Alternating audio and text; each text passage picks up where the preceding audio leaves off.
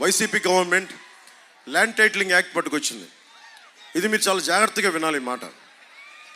మీ భవిష్యత్తు కూడా ఇది చాలా అవసరం.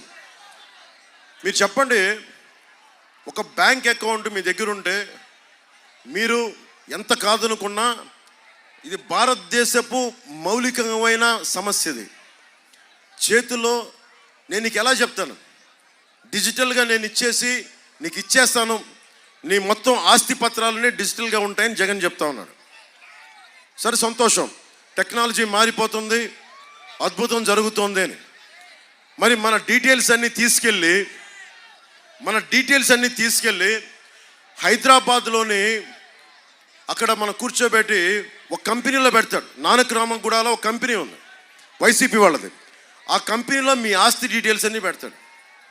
ఇక్కడ మీకు ఉదాహరణకి ఇక్కడ ఒక ఆక్వా రైతు ఉన్నాడు. నీకు ఎన్ని చెరువులు ఉన్నాయి,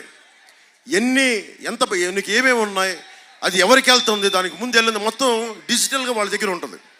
మీకు స్టాంప్ పేపర్లు ఉండవు. ఎవడన్నా సరే రేపు పొద్దున వచ్చి ఏ పులివెందల నుంచో జగన్ మనిషి వచ్చి ఇక్కడ వచ్చి ఈ స్థలం నాది అని కోర్టుకి మనకి సబ్ రిజిస్ట్రార్ ఆఫీస్లో పెట్టుకుంటే అది మీకు తెలియాలి. అది మీకు తెలియకపోతే, మీరు క్లెయిమ్ చేయకపోతే మీకు ఎప్పటికీ రాదు. అది వెళ్ళిపోయింది, మనకి ఓనర్షిప్ ట్రాన్స్ఫర్ అయిపోయింది. ఇది మన తాతగారులు ఇచ్చింది, మన పిత్రార్జితం, మన కష్టార్జితం కావచ్చు. ఇవన్నీ తీసేస్తున్నాడు జగన్. అంబేద్కర్ గారు ఒకటే చెప్తారు, నువ్వు ఎన్ని గొప్ప చట్టాలైనా చెయ్యి, ఎన్ని ఉన్నతమైన ప్రతిపాదనలు చట్టాలు చెయ్యి, పాలించేవాడి బుద్ధి వక్రంగా ఉంటే మనం ఏం చేయలేము.